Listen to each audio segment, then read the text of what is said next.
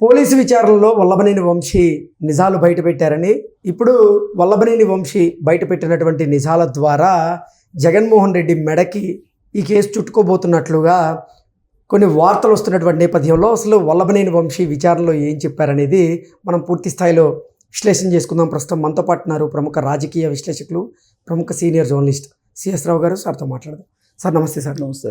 రెండవ రోజు విచారణలో భాగంగా వల్లభనేని వంశీ పోలీసులకి ఆయన అప్రూవర్గా మారి సంచలనమైనటువంటి నిజాలు బయటపెట్టినట్లుగా, ఆయన బయటపెట్టినటువంటి నిజాల ద్వారా ఇప్పుడు జగన్మోహన్ రెడ్డి మెడకి కేసు చుట్టుకోబోతున్నట్లుగా కొన్ని వార్తలు వస్తూ ఉన్నాయి. ఏంటి సార్, నిజంగా వల్లభనేని వంశీ ఎటువంటి సంచలనమైన నిజాలు బయటపెట్టాడు, ఏం జరుగుతుందంటే ఏం చెప్తారు? నిజాలు అతను బయట పెట్టడం కాదు, నిజాలని బయట పెట్టేలా ఆధారాలని అతని ముందు ఉంచారు పోలీసులు ఇన్వెస్టిగేషన్లో భాగంగా.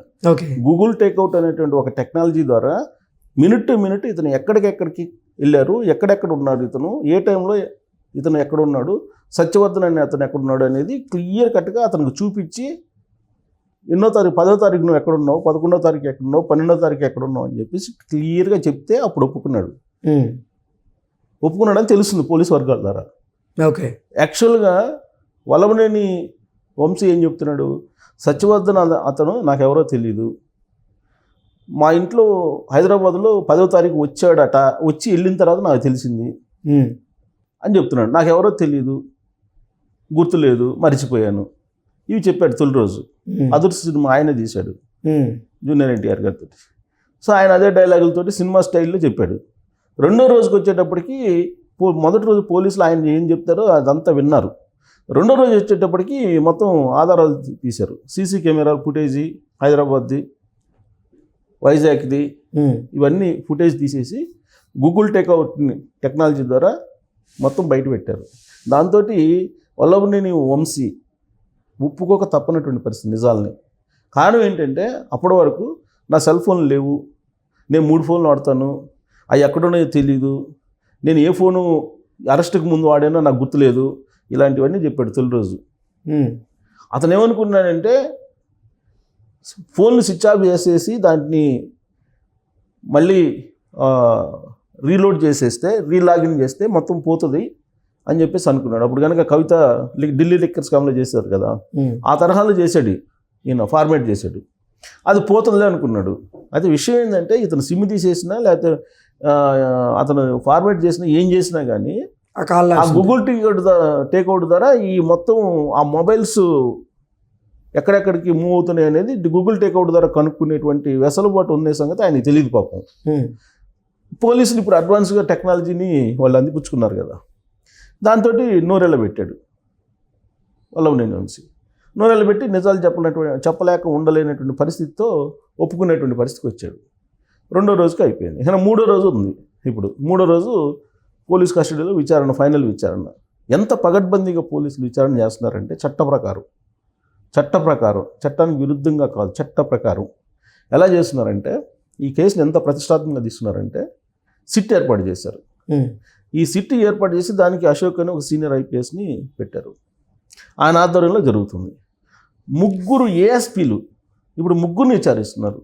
ఎవరు? వల్లభనేని వంశీ, ఒక ఏఎస్పీ, ఎవరు? దామోదర్ అనేటువంటి ఏఎస్పీ విచారిస్తున్నాడు. తర్వాత వల్లభనేని వంశీ అనుచరుడు రామకృష్ణ ఒక అతను, మరొక అతను రామాంజనేయులు.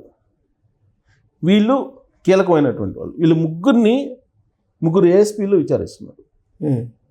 తొలి రోజు డ్రామా రక్తి కట్టి ఇచ్చారు వీళ్ళు పోలీసుల దగ్గర. పోలీసులు కూడా వీళ్ళు ఏం చెప్తారు అనేది ట్రైల్ వేశారు. సెకండ్ డే రోజు మొత్తం ఆధారాలు మొత్తాన్ని వాళ్ళు ముందు పెట్టినప్పుడు నూరెళ్ళ పెట్టిన పరిస్థితి. సో దాంతో మొత్తం వ్యవహారాలు బయటకు వచ్చినాయి. ఆ వ్యవహారాలు ఎక్కడికి బయటకు వచ్చినాయి? 10వ తారీఖున హైదరాబాద్లో ఉన్నాడు ఎవరు? సత్యవర్ధనం. అక్కడి నుంచి నేరుగా కోర్టుకు వెళ్ళాడు. ఎవరు? సత్యవర్ధనం. కోర్టుకు వెళ్ళి అఫిడవిట్ ఇచ్చాడు. వీడియో చేసేసి నన్ను భయపించేసి ఆంధ్రప్రదేశ్ పోలీసులు గన్నవరం తెలుగుదేశం పార్టీ ఆఫీస్ మీద దాడి చేసినట్టు కంప్లైంట్ రాయించుకున్నారు, కాబట్టి నేను ఆ కంప్లైంట్ విత్డ్రా చేసుకుంటున్నాను, నేను అసలు ఆ రోజు లేను తెలుగుదేశం పార్టీ ఆఫీస్లో, నేను కంప్యూటర్ ఆపరేటర్గా ఆ రోజు రాలేదు, కాబట్టి నాకు అసలు తెలియదు, నా చేత బలవంతం చేసి పోలీసులు కంప్లైంట్ రాయించుకున్నారు అని చెప్పి ఆయన అఫిడవిట్ ఇచ్చారు పోయి రాతపూర్వకంగా అలాగే వీడియో రూపంలో కూడా జడ్జికి ఇచ్చారు, అఫిడవిట్ ఇచ్చారు. అఫిడవిట్ అఫిడవిట్ ఇవ్వడానికి ముందు రోజు ఎక్కడున్నాడు? ముందు రోజు రాత్రి హైదరాబాద్లో భుజాన ఏదో దాంట్లో ఉన్నాడు ఆయన. దాంట్లో ఒకే లిఫ్ట్లో వల్లభనేని వంశీ, రామాంజనేయులు, అలాగే రామకృష్ణ అనే అతను, సత్యవర్ధనం ఉన్నారు. అక్కడి నుంచి కోర్టుకి వెళ్ళారు. కోర్టు నుంచి ఎక్కడికి తీసుకెళ్లారు అతన్ని? మళ్ళీ హైదరాబాద్ తీసుకొచ్చారు. హైదరాబాద్ తీసుకొచ్చి హైదరాబాద్ నుంచి ఎక్కడికి మూవ్ చేశారు? అది రోజు రైతులు మళ్ళీ 10వ తారీఖు రైతులు వైజాగ్కి మూవ్ చేశారు. వైజాగ్లో ఒక చేపురోలు శ్రీనివాస్ అని అతని ఇంటికి మూవ్ చేశారు. అతని ఇంటికి మూవ్ చేసి అక్కడి నుంచి మళ్ళీ ఒక స్టార్ హోటల్కి మూవ్ చేశారు. ఈ మొత్తం మూవ్ చేసిన దాంట్లో వాడినటువంటి కారు నాది కాదు అంటాడు వల్లభనేని వంశీ. మరి ఎవరి కారు అది? కారు నెంబర్లు అవన్నీ ఉన్నాయి కదా, మరి ఎవరి కార్లు? రామాంజనేయులదో లేకపోతే రామకృష్ణదో ఉంటుంది. మరి ఈ రామాంజనేయులు రామకృష్ణ అనేవాళ్ళు ఎవరు? వల్లభనేని వంశీ అనుచరులే కదా. అది ఒప్పుకున్నాడు వంశీ, మా అనుచరులేనని.